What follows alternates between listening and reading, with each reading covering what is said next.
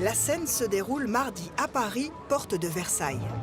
Et le coup de com' cette semaine, c'est la venue du Premier ministre Jean-Marc Ayrault au 96e congrès des maires de France.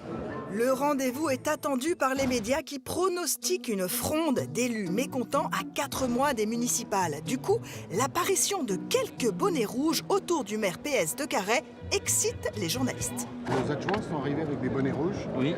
Est-ce que vous allez les sortir pendant que Jean-Marc Ayrault sera là? La Bretagne compte se faire entendre ici. Vous allez le huer, entre guillemets? Ah, le fameux clash qui fera l'image du jour.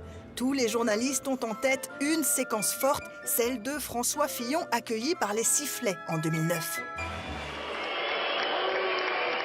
Sifflet, chahut, c'est la fronde des maires de France à l'arrivée du Premier ministre. Mais mardi, les bonnets rouges sont venus en amis. C'est l'UMP qui compte se faire entendre. Jean-François Copé a invité 500 maires à déjeuner pour les briefer sur l'accueil à réserver au Premier ministre. Ils ont tous reçu des sifflets. Vous avez eu un petit sifflet ou pas?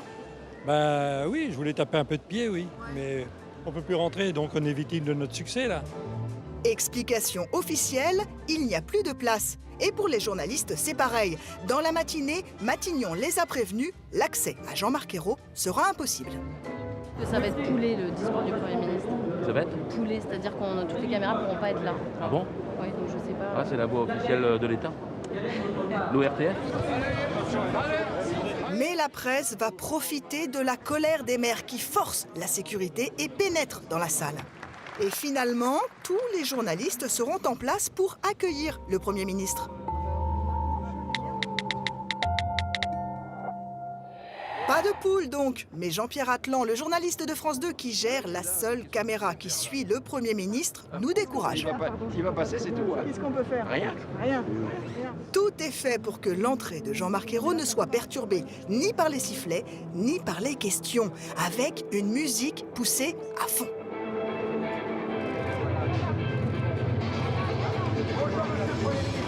Monsieur le Premier ministre!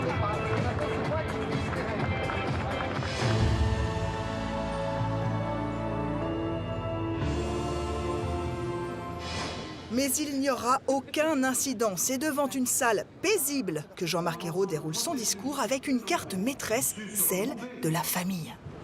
Comme beaucoup d'entre vous, j'ai fait ce choix de consacrer une partie de ma vie à ma commune et au service de mes concitoyens. Et dans l'ombre de la salle, un homme veille au bon déroulement du show Ayrault. C'est Jérôme Batou, le DIRCOM de Matignon.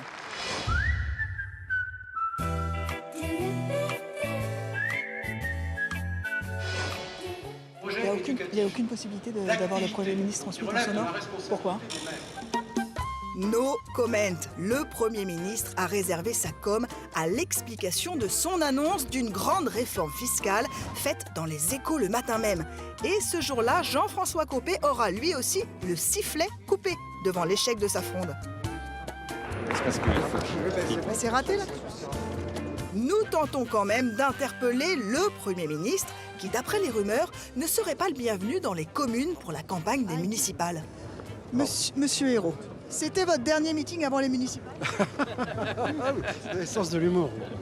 Le Premier ministre choisit donc de clore sa séquence par un rire franc, image léchée d'une sortie réussie. Merci beaucoup. Et dans les médias, en l'absence de clash au Congrès des maires, c'est bien sûr l'annonce de sa remise à plat fiscale qui fera les gros titres. Face à la contestation fiscale, Jean-Marc Ayrault annonce la remise à plat des impôts pour 2015. Conclusion, la recette Ayrault pour contrer la contestation, grande annonce et micro-communication.